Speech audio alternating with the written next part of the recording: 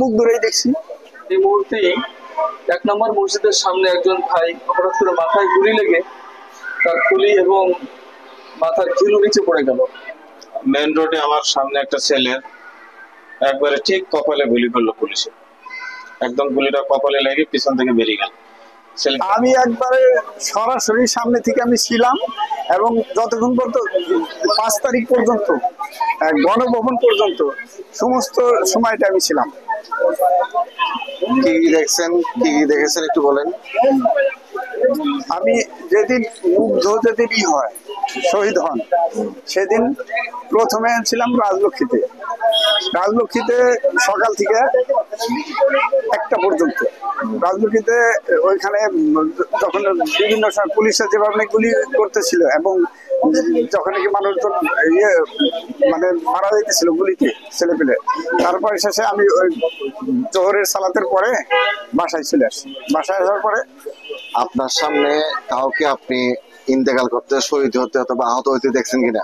মুখ ধরেই দেখছি।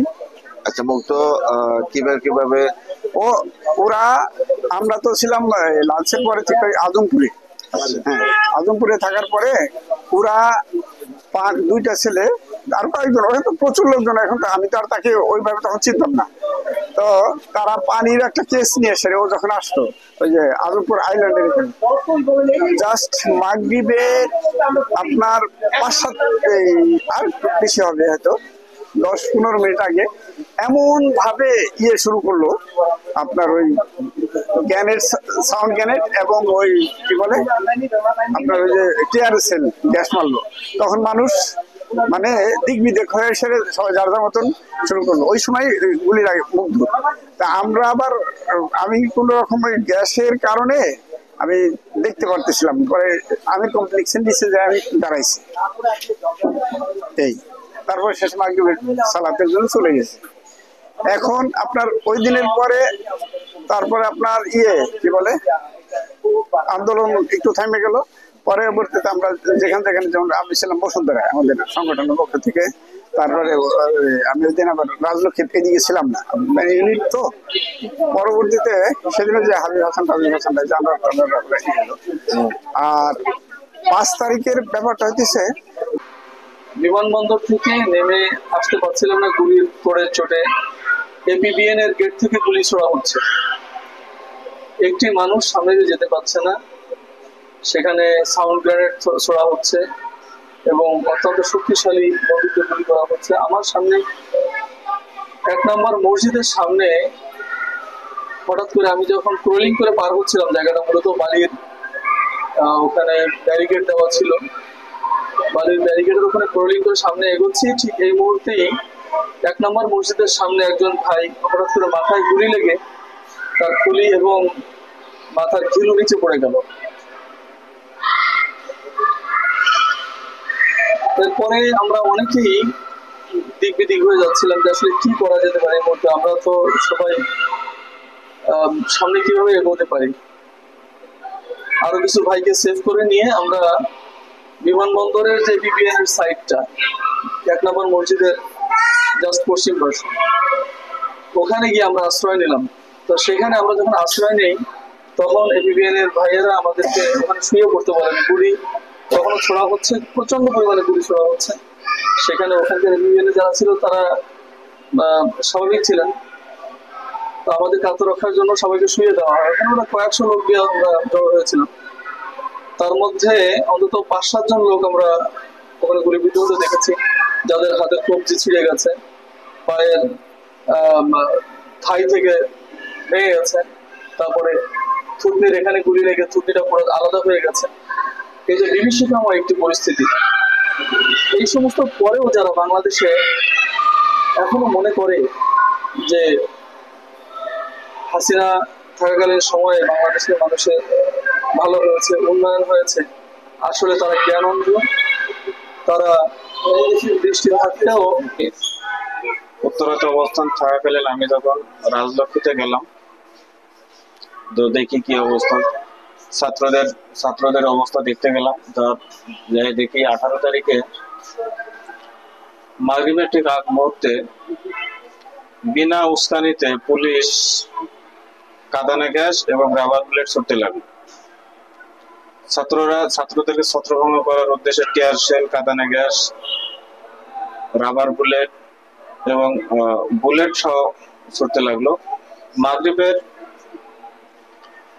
মাগরিবের ঠিক আগ মুহূর্তে মেন রোডে আমার সামনে একটা ছেলের একবারে ঠিক কপালে গুলি করলো পুলিশে। একদম গুলিটা কপালে লেগে পিছন থেকে বেরিয়ে গেল। ছেলেটা সাথে সাথে স্পট ডেড।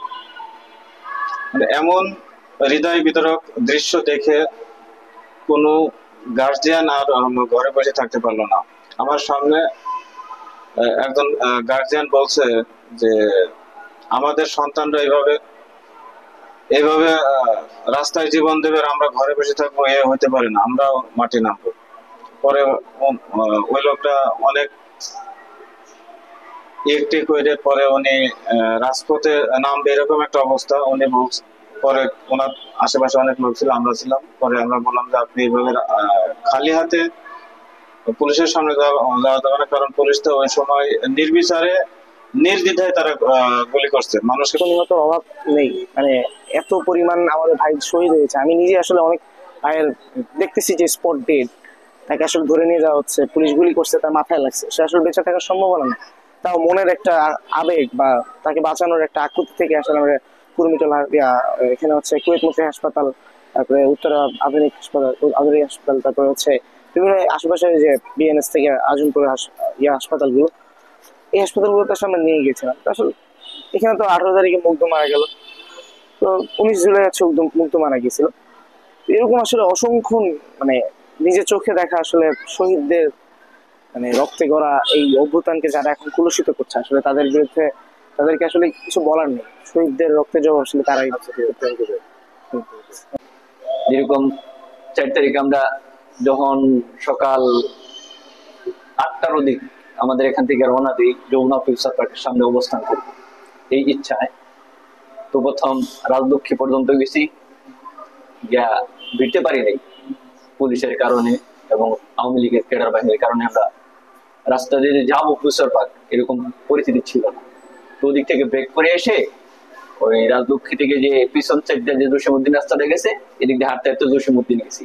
জসীমউদ্দিন গিয়ে দেখি যে কোনো গাড়ি বা কোনো কিছুই মানে তার যাইতে দিতেছে না। পুলিশ এবং সরকারের প্রত্যেকটা বাহিনী করতেছে, মানে সবারই হঠাৎ হঠাৎ প্রশ্ন করতেছে এবং জিজ্ঞাসা করতেছে আপনি কোথায় যাবেন, আপনি বাসা কোথায়, কেন আসছেন। তো এই অবস্থা দেখে আবার আমার সাথে ফোন ছিল, আর ফোনে আমার অনেকগুলো কি ছিল মানে ছাত্র আন্দোলনের যে ভিডিও গুলো ছিল, আমি ওগুলো ডাউনলোড আমার ফেসবুকে করতাম, পোস্ট দিতাম। তো আমি একটু মানে ভয়ের মধ্যে ছিলাম যে কি হয় না হয়। তো পর্যায়ে আমরা জসীমউদ্দিনের ওই পাশে যাই, যে যাইতে পারি কিনা। তো আপনার সামনে 20 তারিখ থেকে 19 তারিখ থেকে 5 তারিখের মধ্যে শাহাদাত বরণ হচ্ছে এবং আপনার সামনে করছে শাহাদাত, আহত হয়েছে। হ্যাঁ শাহাদাত বরণ করছে, আমি চোখে দেখি নাই। তবে এই 5 তারিখের পরে আমাদের এই 5 নম্বর সেক্টরে আমি এবং আমাদের যে ইউনিটের যে সভাপতি উনি, আমরা দাওয়াতে গেছিলাম তাদের খোঁজ খবর নিতে যে কে কে শাহাদাত বরণ করছে। তো একজন বয়স্ক মানুষ 70 আপ বয়স, ওনার মুখ থেকে শোনা এবং ওনাকে আমি নিজে চোখে দেখছি, ওনার মানে গুলি লাগছিল যে এবং ওনাকে যে মানে বন্দুক দিয়ে মারা হয়েছে এই চিহ্নগুলো এখনো আছে, আপনার চাইলে এখনো দেখতে পারেন। ওনার 5 তারিখে উত্তরা, হ্যাঁ উত্তরা জসীমউদ্দিন 5 তারিখে ওনার মানে গুলি বিদ্ধ হয়েছে এবং আহত হয়েছে, তাকে মারাও হয়েছে। পুলিশ বন্দুক উল্টা করে করছে ওনাকে মানে মারি দিয়েছে এখানে। শুধু তাই না, ওনার যে পায়ের ভিতরে বাড়ি দিয়েছিল পাড়া ভেঙে গেছিল, তার হাত ভাঙা, তার একটা গুলি লাগছে নাক এদিক থেকে এদিক দিয়ে বেরিয়েছে, নাকটা ছিঁড়ে গেছে। আমাদের এখানে আসছিল উনি, আমাদের সাথে কথাও বলছে। তারপরে আমাদের যে ইউনিট আছে এখান থেকে ওনাদের খোঁজ খবর নেওয়ার জন্য কিছু সহযোগিতা করা হয়েছিল মুরব্বীর। উনি অনেক ভালো একজন মানুষ ছিল। আর 5 তারিখে যখন আমরা আক্রমণ করে আসি, আসার পথে আমার সামনেই যখন দেখলাম যে এক মেয়েকে মানে পুলিশ ডাকতেছে এদিকে এসো এদিকে এসো, ছাত্র তো 2-3 মেয়ে ছিল, মানে হয়তো বা তাদের ফোন চেক করতো, কিন্তু পুলিশকে পাত্তা না দেয়া ওনারা কি করছেন সরাসরি চলে গেছেন। এই চান্সে আমরা কয়েকজন ছিলাম, আমি আমার সাথে যার কয়েকজন ছিল ওনারা একসাথে কি করছে, আমরা জসীমউদ্দিন থেকে এদিকে পার হয়ে চলে আসছি। আমি যদি 4 তারিখে রাত্রের ঘটনাটা বলি, আমরা এখানে 4 তারিখে রাত্রে যে অবস্থান করছি, তো রাত্রের 11টার দিকে 3 গাড়ি পুলিশ আমাদের গেটের সামনে, 3 গাড়ি পুলিশ আসছে আমাদের গেটের সামনে। অথচ আমাদের ভিতরে কোনো কি নেই, লোকজন কিছু নেই, আমরা কয়েকজন লোক ছিলাম। আচ্ছা ঠিক আছে ভাইয়া, আপনার হচ্ছে এতক্ষণ বর্ণনা করছেন এগুলো তো উত্তরা এবং উত্তরা এবং যমুনা ফিউচার পার্কের ঘটনা। ঠিক আছে, থ্যাংক ইউ।